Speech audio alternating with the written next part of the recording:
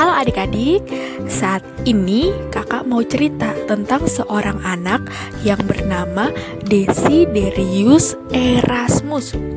Panggil saja dia Erasmus. Nah, Erasmus ini lahir pada tahun 1466 di Belanda. Wah, berapa ratus tahun yang lalu itu ya? Sekitar 554 tahun yang lalu itu. Namun waktu dia masih muda, orang tua Erasmus ini meninggal dunia. Erasmus tinggal di asrama. Di asrama dia bisa tinggal sekaligus sekolah, dan dia dipersiapkan untuk jadi pendeta nantinya.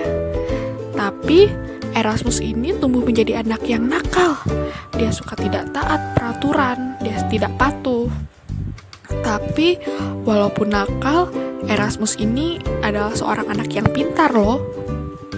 Erasmus pun beranjak dewasa dan dia diangkat menjadi pendeta. Namun menjadi pendeta tidak membuat Erasmus patuh. Kemudian dia bertemu dengan seorang bapak yang bernama Bapak Bergen. Nah, Bapak Bergen ini memberikan beasiswa kepada Erasmus untuk sekolah di Paris.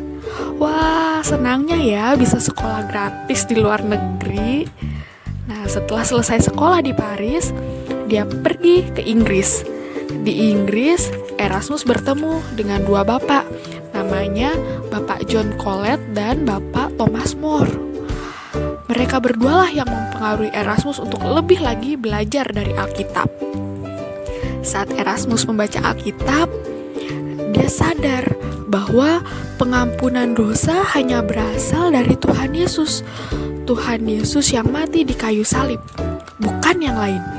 Bahkan jika kita kasih persembahan, kasih uang ke gereja, itu tidak bisa mengampuni dosa kita. Yang dapat mengampuni dosa kita hanya Tuhan Yesus. Erasmus juga sadar kalau setiap orang butuh firman Tuhan. Setiap orang harus tahu kebenaran dari Alkitab. Nah, adik-adik, kita harus tahu nih, pada saat itu tidak semua orang boleh membaca Alkitab. Yang boleh membaca Alkitab hanya pendeta-pendeta saja. Namun, karena Tuhan sudah menyadarkan Erasmus bahwa semua orang harus tahu kebenaran firman Tuhan, Erasmus pun pergi ke Jerman, dia pergi ke Belgia, dia pergi ke Italia, ke Swiss untuk mengajarkan kepada orang-orang tentang kebenaran firman Tuhan. Nah, adik-adik, sekarang kita bisa lihat Erasmus yang tadinya nakal, yang tadinya tidak patuh, tapi melalui firman Tuhan, Tuhan mengubah hidup Erasmus.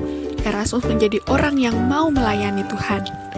Maka dari itu adik-adik, kita harus mau rajin belajar firman Tuhan, rajin membaca Alkitab, supaya Tuhan mengubah hidup kita semakin hari semakin menjadi anak yang baik. Amin. Tuhan Yesus memberkati.